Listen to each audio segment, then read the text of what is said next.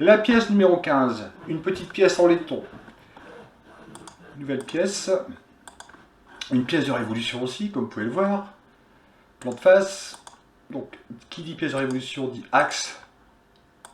Donc, ligne de construction.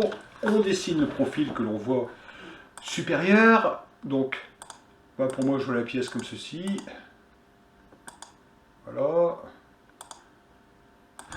Donc, on a un diamètre extérieur qui est diamètre 16. 16. Ensuite, on a un diamètre intérieur. Alors attention, le diamètre intérieur, il ne traverse pas complètement la pièce. Ce qui veut dire que s'il ne traverse pas la pièce, ce que je vais faire, c'est que je vais faire une pièce pleine. Donc je vais descendre ça de manière à ce que ça coïncide avec l'origine. Alors, diamètre suivant ici, diamètre 11. Là, entre là et là, diamètre 11. La largeur de l'épaulement ici, c'est 10. 10. Et on a 7,5 plus 7,5, donc on a 15 ici. La pièce est totalement contrainte, donc révolution. Voilà.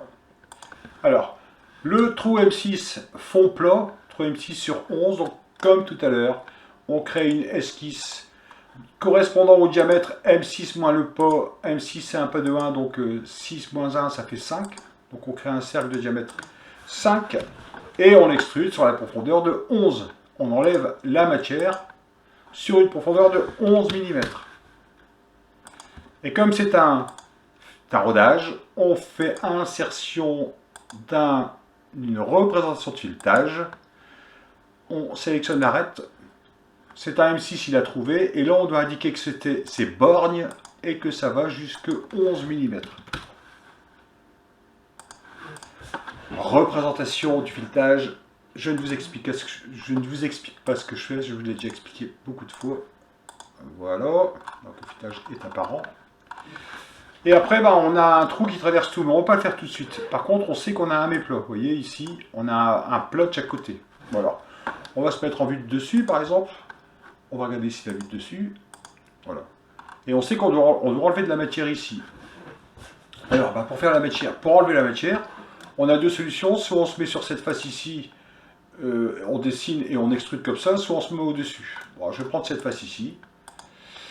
Je vais demander à voir la vue normale A, et puis là je vais dessiner en fait l'emplacement où les découpes se font. Donc deux traits verticaux, un ici, un là.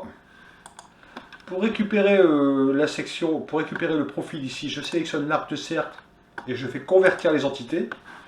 Ensuite, à moi d'ajuster et de supprimer ce que je ne veux pas garder. En fait, ce que je veux garder, c'est les deux profils qui vont enlever la matière que l'on voit ici et là. Il y a des dimensions à mettre.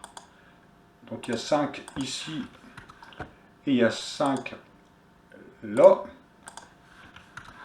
La pièce est totalement contrainte. Donc je peux envisager l'enlèvement de matière à travers tout.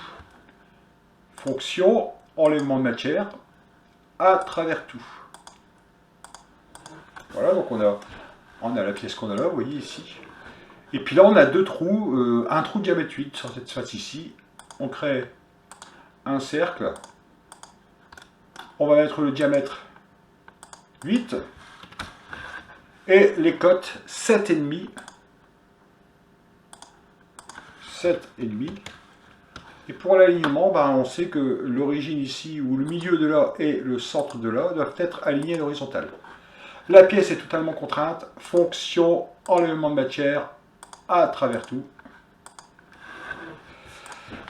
On voit des petits chanfreins ici, mais bon, je ne vais pas les mettre. Et la pièce est en laiton.